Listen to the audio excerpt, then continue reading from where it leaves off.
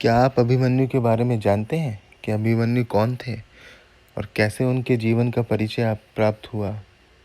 कैसे उन्होंने अपना जीवन जिया? कैसे उनकी मृत्यु हुई? तो आइए आज हम जानते हैं अभिमन्यु के बारे में। आप सभी का स्वागत है हमारे चैनल पर, जिसका नाम है श्री ग्रंथ सागर। अभिमन्यु महारथी अर्जुन के पुत्र थे। उनकी माता का नाम सुभद्रा था और उनके मामा का नाम श्री कृष्ण था। मतलब अभिमन्यु श्री कृष्ण के भांजे थे।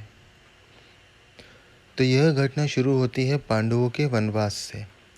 जब पांडवों को 12 वर्ष का वनवास और 1 वर्ष का अज्ञातवास मिला, उस समय पांडवों के साथ उनकी पत्नी द्रौपदी भी गई थी। लेकिन उनकी दूसरी पत्नी सुभद्रा अपने भाई श्री कृष्ण के यहाँ रहने चली गई। श्री कृष्ण के घर में ही अभिमन्यु का जन्म हुआ। कहा जाता है कि अभिमन्यु को चक्रव्यूह तोड़ना आता था, इसीलिए महाभारत के युद्ध में वो चक्रव्यूह के अंदर प्रवेश कर गए।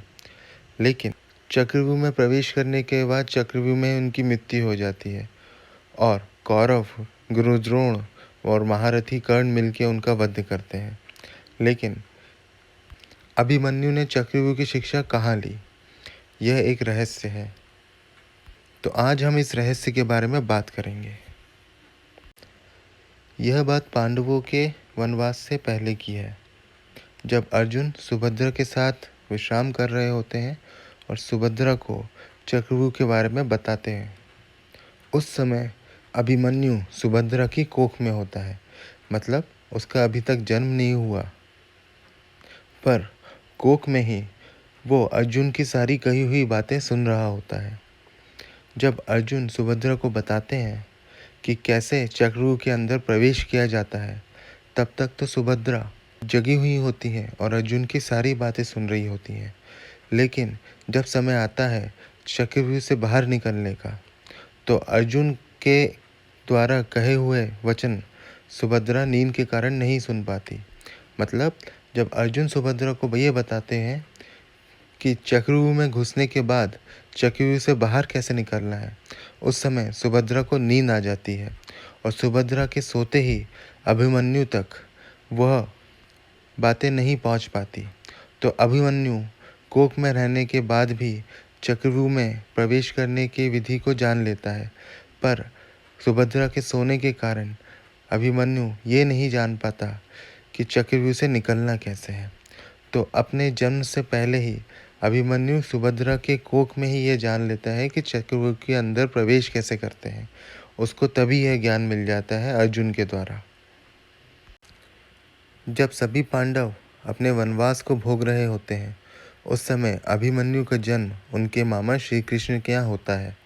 फिर जब तक अभिमन्यु 14 वर्ष के होते हैं, तब तक अभिमन्यु सभी अस्त्र और शस्त्र में निपुण हो जाते हैं। वह एक उत्तम धनुर्धर बन जाते हैं।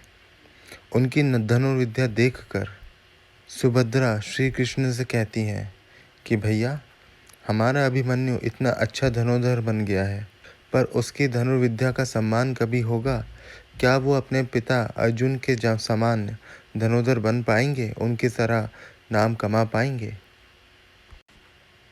तब श्री कृष्ण बोलते हैं कि हे सुभद्रे, अभिमन्यु का तो नाम युगों युगों तक जाना जाएगा। वो अर्जुन से भी श्रेष्ठ धनुर्धर बनेगा। वह महारथियों का भी महारथी होगा। यह समय आने पे तुम्हें पता चलेगा। तो सुभद्रा पूछती हैं कि भैया, आपकी बातें आधी समझ में आती, आधी नहीं आती। तो श्री कृष्ण बोलते हैं कि ये तो समय के साथ साथ सबको पता ही चल जाएगा, तुम अभी से क्यों परेशान हो रही हो सुभद्रे। इसके बाद पांडव जब अपने वनवास को काट के आते हैं, तो उनकी भेंट अभिमन्यु से होती है और फिर अर्जुन अभिमन्यु के साथ वार्तालाप करते हैं, बैठते हैं कि कैसे अभिमन्यु ने धनुर्विद्या ली, कैसे उनके मामा से उनने शस्त्रों का ज्ञान लिया। इन सब के बारे में बात करते हैं। अब आता है महाभारत का वो कुरुक्षेत्र का वो युद्ध, जहाँ पे अभिमन्यु ने अपना पहला युद्ध प्रारंभ किया था भीष्म पितामह के साथ। उन्होंने अपना पहला युद्ध भीष्म पितामह के साथ किया था।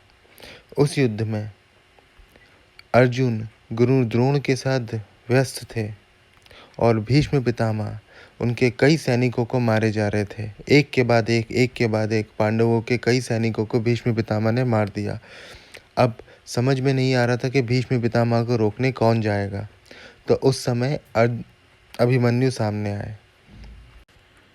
अभिमन्यु अपने जीवन का प्रथम युद्ध प्रारंभ करने से पहले भीष्म पितामह को प्रणाम करते हैं और भीष्म पितामह उसको विजयश्री का आशीर्वाद देते हैं। लेकिन भीष्म पितामह अभिमन्यु से युद्ध करना नहीं चाहते। भीष्म पितामह बोलते हैं कि तुम मेरे सामने बालक हो, तुम यहाँ से चले जाओ। तुम तो मेरे पोते के भी पोते लगते हो और मैं अपने बच्चों पे शस्त्र नहीं उठाना चाहता। तुम यहाँ से चले जाओ। पर अभिमन्यु नहीं मानते। वो भीष्म पितामह को सावधान करके उन पे शस्त्र का प्रयोग करते हैं।